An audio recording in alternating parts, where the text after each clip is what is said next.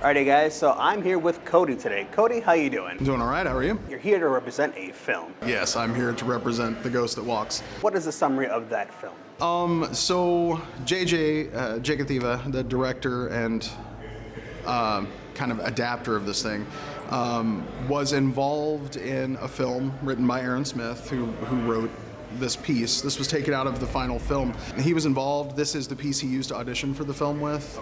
And it was just very special to he and the writer. And they were happy to see something done with it, so he decided to make a short. It's only about 2 minutes, 20 seconds long. Oh, wow. But he actually won, in Australia, he actually won the World Monologue Games. I don't even know how to describe this. It's like almost like an Olympics for theater. Okay. Basically, they have, I believe this would have been in the category that's called Sprint, which is, no, it wouldn't have been Sprint. It's the next biggest one. I don't remember what that is. But it's all athletic terms, basically, okay. And they do monologues and they get judged on them, and it's almost like an Olympics. They win awards. And JJ won Best Actor wow. for this one. And JJ's very interesting to watch. He's got a unfair advantage there. He's just very naturally interesting to watch.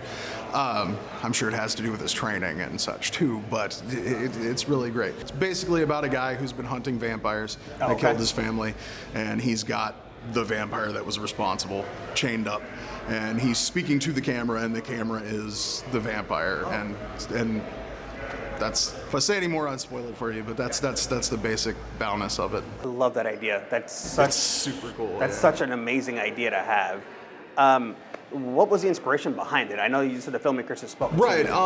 Yeah. So he had used this piece to audition with. Right. And when he auditioned, he really loved this monologue, and he had asked the writer if he could use it for the World Monologue Games, and he said yes, of course. And so they did, and this scene got pulled from the final film. Kind of the inspiration behind it was making this scene into something. Right.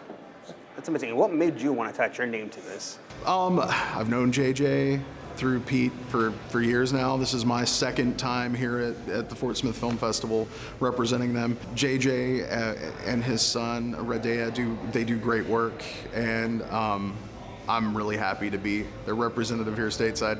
Every year I normally get an email, hey, can you represent us again? We're not gonna be able to come to the States. And I'm like, sure, but you better be here next year. So, so speaking of next year, are you gonna have a film, or are you just gonna represent once more? I mean, either way, it's gonna be amazing. Yeah, I'm hoping to have something finished by next year. I said the same thing about this same film last year, but we'll see where it goes. We've just hit a lot of production snags and problems again this year, and we'll see where we get. Anything you want to tell the people at home, or if they're like unsure about the film, what would you like to tell them?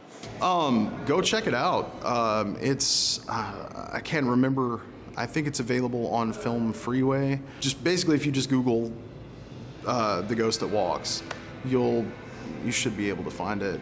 And it's great. It's a great 2 minutes. It's an amazing monologue. I mean, it's award-winning. Right. It's award-winning, absolutely. Yeah. Well, thank you so much for your time. Thank you very much. Absolutely. Thanks.